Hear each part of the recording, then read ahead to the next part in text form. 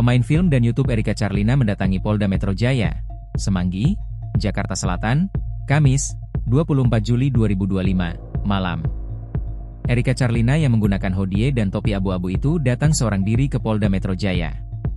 Erika keluar dari gedung di Treskrimum Polda Metro Jaya sekitar pukul 22.15 WIB seorang diri.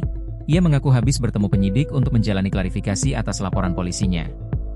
Ketika dimintai ketegasan orang yang dilaporkan adalah DJ Panda, Erika membenarkannya. Kekasih DJ Bravi itu menceritakan kronologi dugaan pengancaman yang diterima diduga dilakukan oleh DJ Panda, yang terjadi dalam sebuah grup WhatsApp. Alasan Erika memilih jalur hukum, karena ia ingin mencari keselamatan dalam hidupnya menjelang melahirkan anak, diduga hasil hubungan gelapnya dengan DJ Panda. Setelah mencurahkan hati karena sudah hamil di luar nikah, Erika Charlina mengakui DJ Panda mencoba menghubunginya. Aku cuma datang untuk melanjutkan proses hukum yang emang sudah berjalan. Ngasih bukti-bukti juga pengancaman yang berbahaya untuk janin aku. Sama ada saksi-saksi yang bersedia banget untuk jadi saksi salah satu yang ada di dalam grup itu.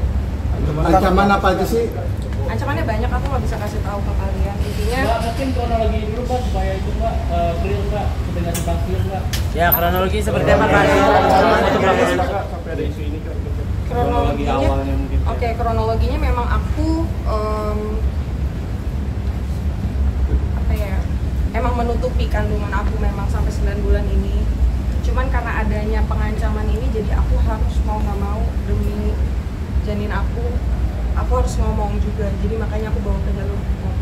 Berapa orang sih yang ngancam? Apa bentuk ancamannya? Berapa orang yang Ada 500 orang ya di dalam grup itu. Cuman bentuk pengancamannya aku nggak bisa kasih tahu ke kalian. Itu kapan Kak kejadian ancamannya Kak? Bulan Juli, 21 Juli.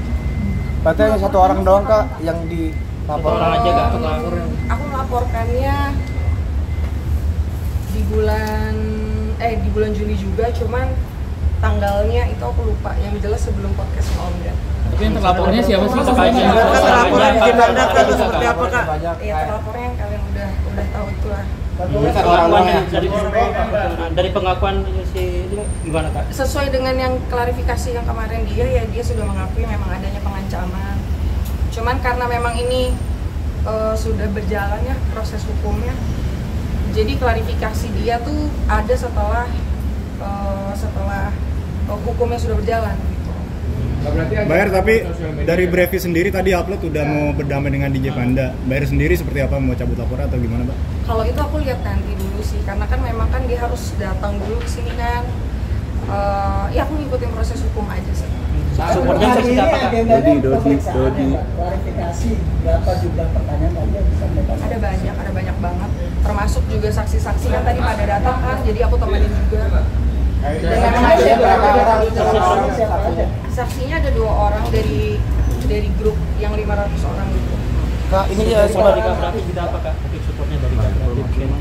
Supportnya ya Bravi semangatin aku terus sih. Terus setelah kelahiran ini mungkin seperti apa?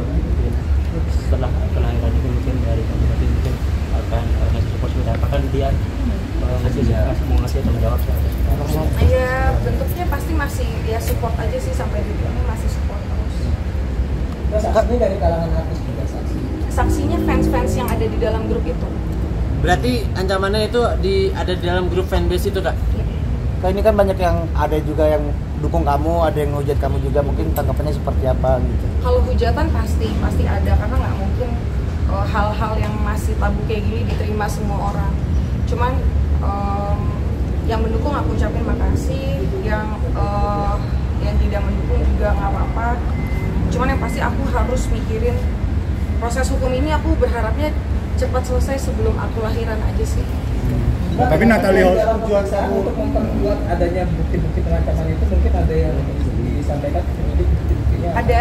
Ada foto USG aku, data-data pribadi aku yang disebar, karena kan memang ininya kehamilan aku ini kan tadinya ditutupin sama aku ya, sama dia secara sengaja disebarluaskan ke orang-orang ini, dan mengharapkan orang-orang yang ada di grup ini 500 orang ya menyerang aku, dan bentuk ancamannya bentuk bentuk terornya juga udah aku dapetin gitu, dan semua buktinya ada. Yang dilaporkan ini satu orang atau ada komunitas? Satu orang. Kak Semara, ini kan bentuk kamu untuk meminta perlindungan hukum juga kan, bisa dibilang perlindungan dari kamu juga. Dan apakah DJ Panda akan bertanggung jawab ke depannya sih untuk masih berharap nggak sih? Aku kalau pertanggung jawaban dari bentuk finansial atau yang lain-lain dinikahkan itu tidak pernah terpikirkan oleh aku, karena memang kan ini tanggung jawab aku ya. Aku yang salah kok. Aku dari awal udah akuin ini kesalahan aku yang harus tanggung jawab. Aku nggak perlu pertanggungjawaban dia, cuman memang aku melaporkan ke minta perlindungan hukum karenanya ada ancaman yang membahayakan janin aku. Kalau tidak, pasti sampai kapanpun ini tidak akan terekspos. Karena selama 9 bulan aku berhasil menutupin ini kok.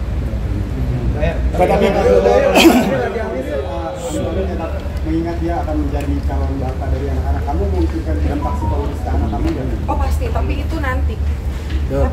Yang jelas sekarang yang terpenting kondisi kesehatan janin aku dulu, mental aku dulu, kedepannya nanti bisa berpikir. Next kalau misalnya dia mau ngambil peran mungkin. Oh itu aku belum bisa pikirin.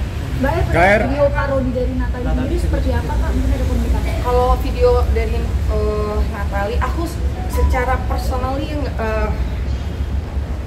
aku nggak pernah kenal ya sama Natalie. Maksudnya aku tidak pernah berteman dan tidak pernah ada masalah juga. Jadi kalau misalnya memang video parodi itu memang ditunjukkan kepada aku ya, kalau memang kan Natalie ada itikat baik, minta maaf, pasti aku maafin. Karena kan ngelihat dia juga ibu punya anak ya, dia punya anak juga, dia pernah ya dia single parent juga, jadi pasti aku maafin kalau dia minta maaf. Tapi sampai sejauh ini belum ada belum. Belum. Komunikasi terakhirnya gimana? Komunikasinya dia ada chat memang. Chatnya itu pengen ke rumah, tadi katanya dia ke rumah aku, cuman aku kan memang udah ke rumah sakit, tadi baru dari rumah sakit kan, jadi nggak ketemu.